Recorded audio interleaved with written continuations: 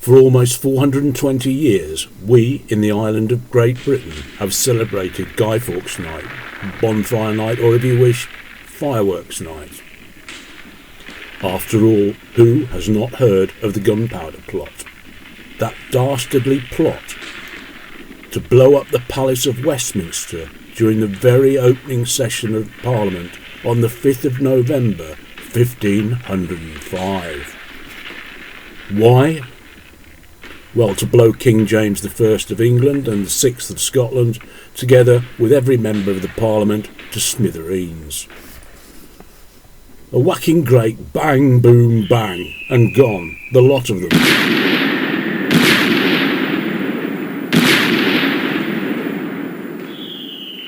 All in one go, and so thus restore Roman Catholicism to both kingdoms. A bit drastic to say the least, and certainly towards a new king lacking in diplomacy. But there was no whacking great boom bang, and Parliament remained intact, because the plot was uncovered, and thus till this day we celebrate the saviour of our members of Parliament. And why not? Why was the plot conceived in the first place? The answer lies somewhere between the full restoration of Roman Catholicism as the state religion in Britain and the mere legal tolerance, without hindrance, of the Roman Catholic creed to be practised in Great Britain, free from suppression. Were the plotters a group of disaffected Roman Catholics seeking revenge or perceived justice, and discovered just in the nick of time? Was it a plot conceived by James I's First Minister, Robert Cecil? Or maybe interrupted by Cecil and his Jacobean version of MI5? Be it a combination of the aforementioned or none of the aforementioned, might just be food for thought for a moment or two, along with that sausage, baked potato and burger enjoyed by the light of the fireworks and the bonfire. The history of the Bonfire Night dates back to the events of 1536. Yes, the autumn of 1536, just about 70 years before Guy Fawkes rolled his barrels of gunpowder into the undercroft below the Parliament building.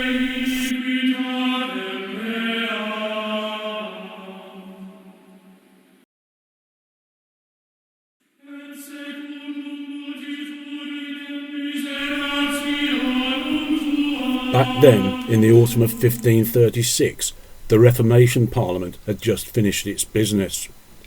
England had broken from Rome, the Pope's authority in England was now extinguished, and the pseudo-French Queen of England, Anne Boleyn or Anne de Boulogne, had been executed.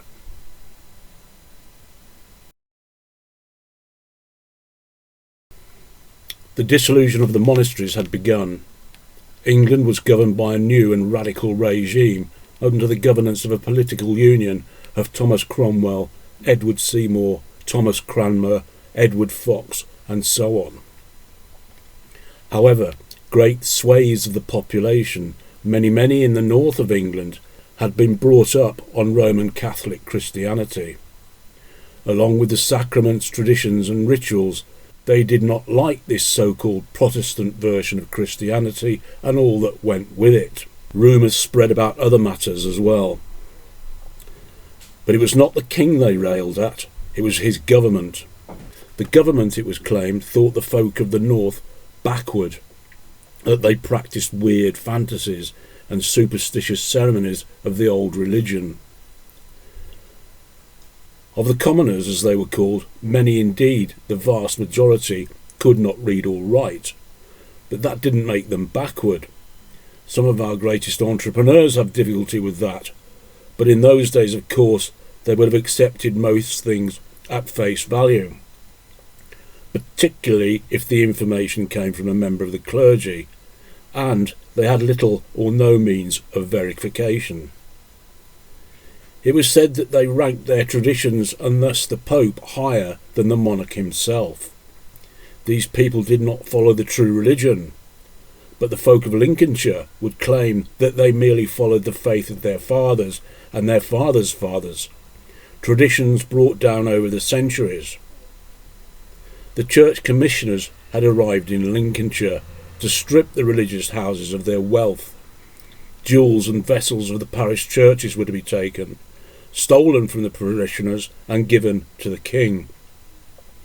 Priories, abbeys and nunneries would become great piles of rubble, and on top of that there would be taxes imposed on farm animals, and every birth, death and marriage would also be taxed. Tax on white bread and the abolition of saints' days. Rumours or not, they were not far wrong about what would happen in the coming months and years. It began in Louth, in Lincolnshire, the rebellion, and spread like wildfire into Yorkshire and beyond. Men from the Midlands, Norfolk and the southwest of England travelled north to join in. Soon there were 40,000 assembled at Pontefract, ready to march south. The movement as a whole is known to us as the Pilgrimage of Grace, and in one way or another it involved everyone in the region, men, women and children. It could have deposed Henry VIII, the nitwit king, but as it grew, the principal antagonist was the king's reviled minister, Thomas Cromwell, along with his new incoming regime. The upshot of it all, of course, when it was all over, was that it strengthened Cromwell's position immeasurably. Let's have a look at some of those caught up in the uprising and their links to the gunpowder plot. We'll begin with the most famous of the plotters, Guy Fawkes, or Guido Fawkes, the name he adopted while serving as an officer in the Spanish army.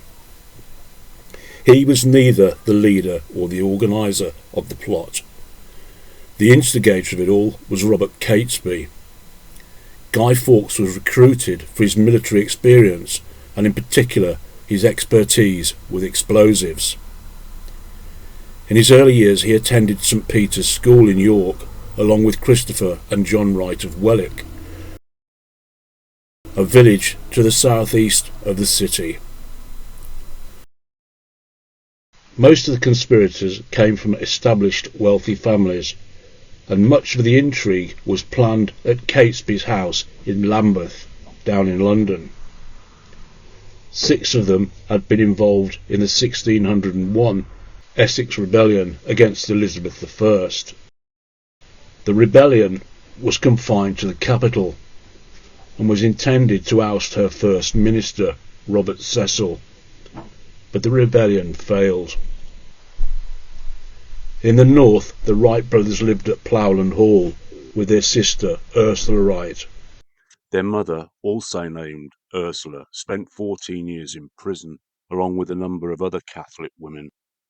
Sister Ursula was married to Marmaduke Ward of Mulwith Manor, and their daughter, Mary Ward, has since achieved worldwide renown as the founder of the Congregation of Jesus and the Sisters of Loretto, which now operates 150 schools worldwide.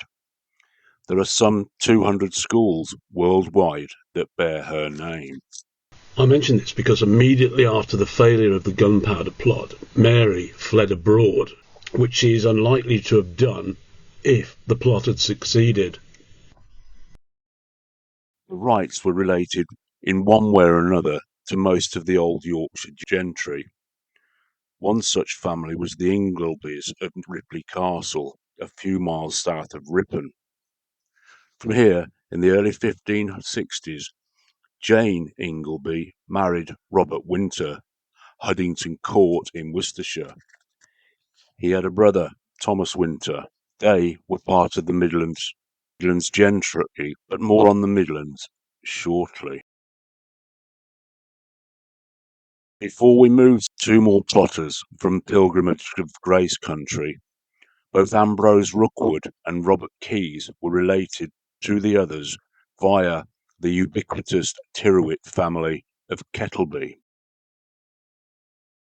Remember, this all began at Louth in Lincolnshire, and there was something of a subplot to the main event, that being the Pilgrimage of Grace, which is known as the Lincolnshire Rising, spread by the common people, but they quickly became of the view, quickly realised that they needed a leader from the gentry, or even better, the nobility.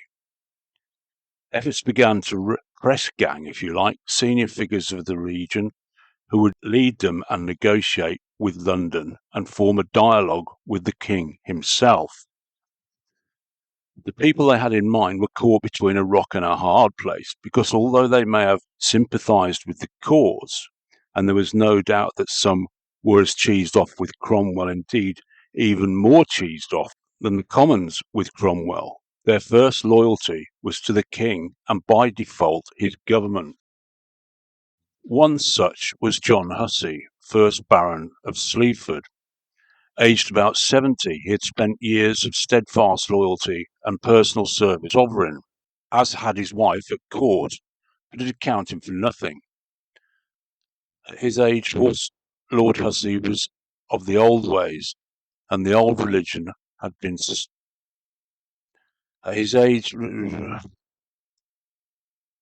suspected, true or not, of plotting within the Yorkshireman Lord Thomas Darcy to overshow the government and restore Roman Catholicism. As Cromwell developed his influence, what really did for Hussey in the capital was his and his wife's loyalty to Catherine and Princess Mary. He was Mary's chamberlain, but Queen Catherine had died at the beginning of the year, poisoned, so Hussey's friend and ally Eustace Chapuis, the imperial ambassador, claimed. It was time for the old man and his wife to go. He absented himself from Parliament and went home to Sleaford. And then there's a bit about the retired liability vintage, faithful friends, some other word. Faced with an insufferable dilemma, he fled to Nottingham to seek help and advice from George Talbot, the 6th Earl of Shrewsbury. Despite his absence, however, the rebellion spread to Yorkshire, and there they found a leader in Robert Aske, a lawyer from Salisbury. Within a week, 40,000 insurgents were marching on Lincoln, and at the head of the armed host of 10,000, with him was the swashbuckling but embittered Sir Thomas Percy. Robert Aske and Sir Thomas Percy the Pilgrim had Henry's forces hopelessly outnumbered. All that the king could do in his frustration was rail threats from London at traitors and rebels. He bellowed from the capital, "Doubt ye not, we and our nobles can nor will suffer injury at your hand unrevenged." Thus far, at least, the rebels were undeterred, and even the city of York surrendered to them.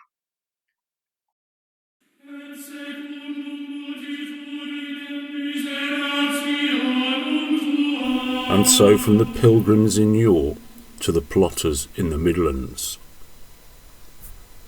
As we've seen, Robert and Thomas Winter were the sons of Jane Ingleby from Ripley Castle in Yorkshire.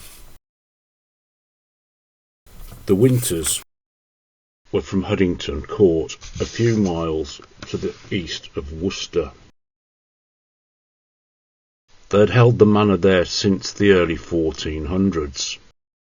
Ironically, from a branch of the same family came Admiral Sir William Winter.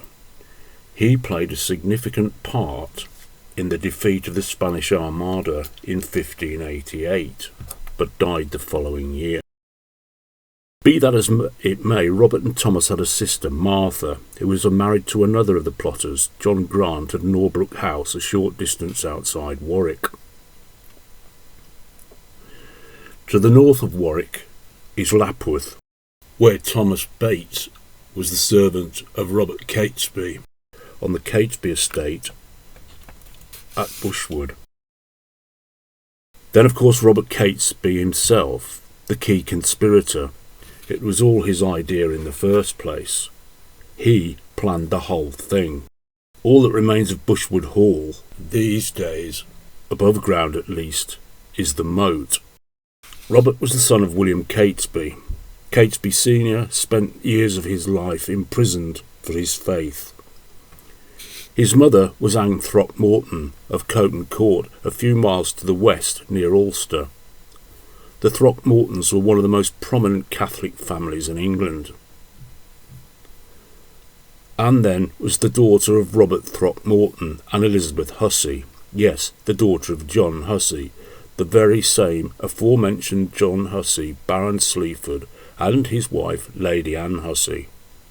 So the ringleader of the gunpowder plot was the great-grandson of John Hussey of the Pilgrimage of Grace.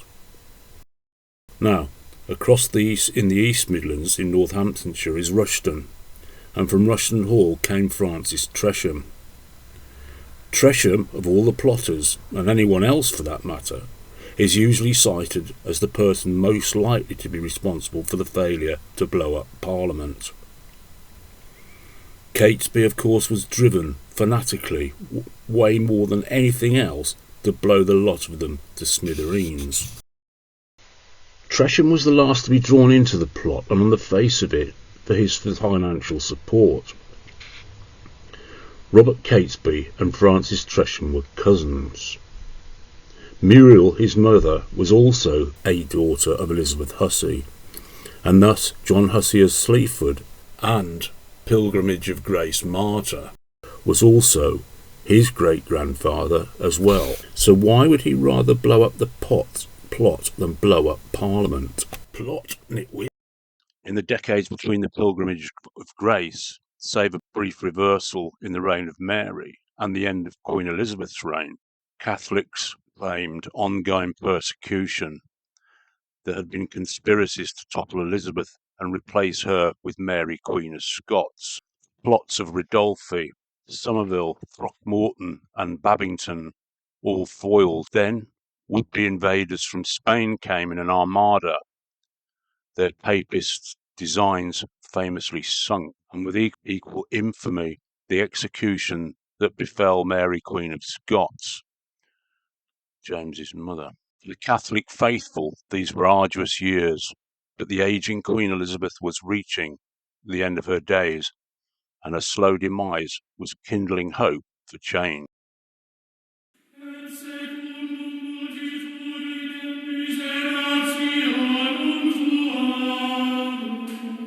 Elizabeth's father had introduced Protestantism. Back then, change of policy was not on Henry VIII's mind, but realising the gravity of his position, coupled with what might soon be marching in his direction down the Great North Road, his posturing towards the Pilgrims, on the surface at least, mellowed.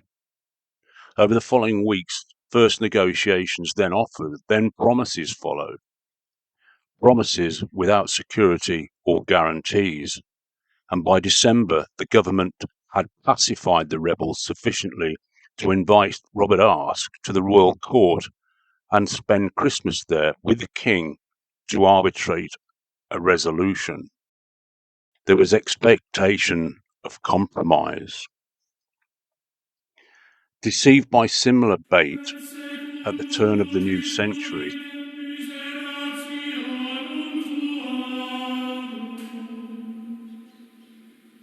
descendants of the Pilgrim forefathers were hooked again. March 1603, and Elizabeth died. When King James acceded to the English throne, Robert Catesby joined the euphoria.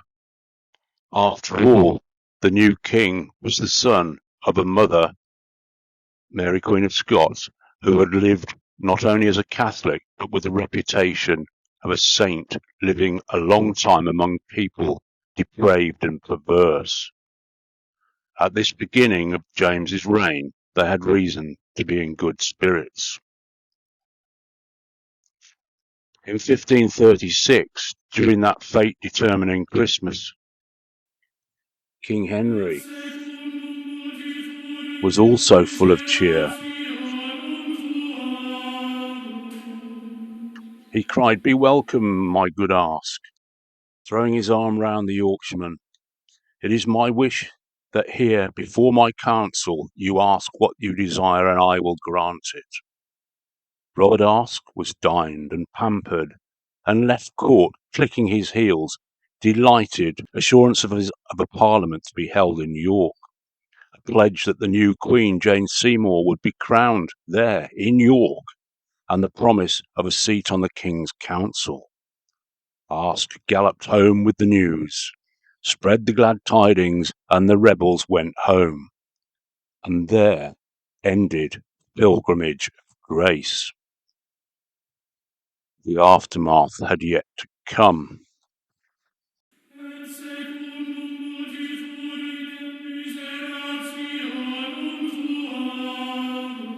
Pilgrims and plotters alike experienced a vicious stab in the back. Father Oswald Tessiming, a Yorkshire Jesuit on the fringe of the powder plot, wrote about Catholic optimism in the years immediately before James's accession. He said they hoped that after the long and damaging flood of unrelenting persecution, some bird of good omen would bring them the olive branch of peace. Thomas Percy, the plotter, acting as an envoy for Henry Percy, 9th Earl of Northumberland, had visited King James on 3 occasions, carrying supplications to his most excellent Majesty for the toleration of the Catholic religion. Graciously received and greeted by James with a hearty embrace, taking Percy by the hand, he was dined, pampered, and returned home clicking his spurs, claiming the king had given promises, assurances, and pledges before affirming, indeed, he would admit them, the Catholics, to every kind of honour and office of state without making any differences between them and the Protestants.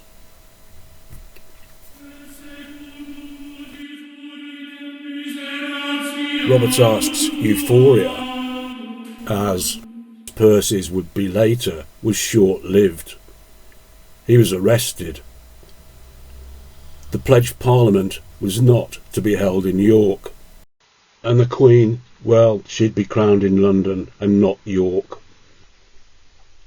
Aske's promises of a government seat turned out to be a government bench in jail, waiting execution on charges of conspiracy. James's promises to Percy, like Henry's to Aske, came without security or guarantee, and like Henry VIII, he had a despised chief minister in Robert Cecil. Cecil was James's Thomas Cromwell. Once secure in his new kingdom and under the influence of Cecil, with the English crown sitting proudly on his head, James reneged.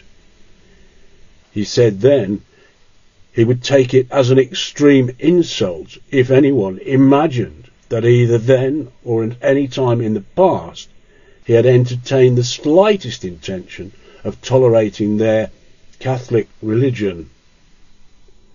Those words realised the duplicity and deception that set Catesby and Percy upon that furious and fiery course.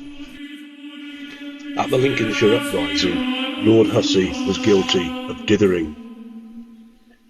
Whatever his inner beliefs, beyond that he played no further part. He had not expected repercussions. The old man, oblivious to his fate, spent his last weeks of freedom fussing over some ermine bonnets for a forthcoming wedding.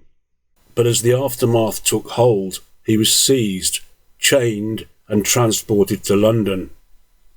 Jailed in the capital, he was charged with raising the rebellion and a conspiracy against the king. At trial, he pleaded his innocence, but his cause was lost. In the words of R.W. Hoyle, it is not certain whether Hussey failed to convince or whether he was tried for the larger offence, unknown to the statute book, of inactivity in the face of overwhelming difficulties. Carted back to Lincoln, he faced death by execution without uttering a plea for mercy. Perhaps the relief and virtue of an old man submitting to destiny with a perception of happiness upon a reckoning of his life somewhere with his God. Legend has it, however, that the execution came by defenestration. He was thrown out of a high window. Sir Thomas Percy, in 1537, along with hundreds of others in the north for their part in the uprising, well, they were executed at dozens of locations across the north of England. 4 of the plotters had their reckoning on the 8th of November at Holbeach House in Staffordshire.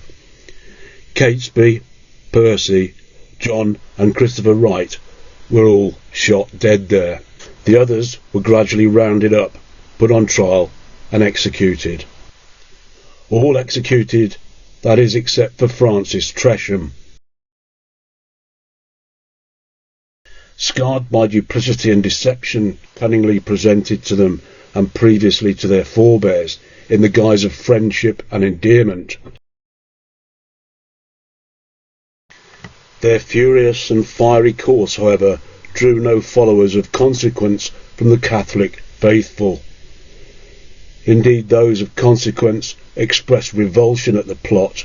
It was an act of revenge, which ended with a twist of irony for Catesby and Percy. One unsung hero, John Street of Worcester, fired just a single bullet that killed them both.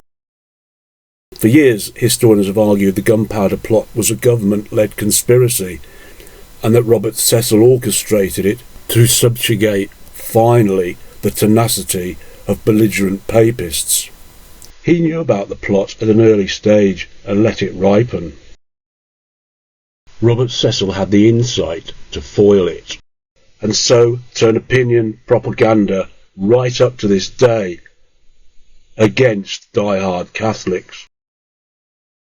His great-grandfather was also a Lincolnshire man, in royal service at the Palace of Collyweston by Stamford, and his family, of course, were and still are the owners of the magnificent Burghley House in the county.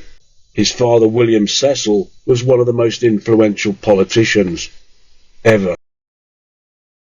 His family were close related to the Tresham and Tufton families. Indeed, further research into the Tuftons of Thanet is likely to reveal more about their part. Francis Tresham is said to have died from natural causes in the Tower. Others say he was afterwards given safe passage abroad. But as for the bang bang boom, well, it didn't happen, and it never was going to happen. As we trample over fallen leaves, however, braving winter's darkness, warming cold hands by a bonfire, proudly topped with an effigy of that Yorkshireman known as Guy Fawkes, perhaps we might spare the thought also for an old man fussing over ermine bonnets, who provided the inspiration for it all.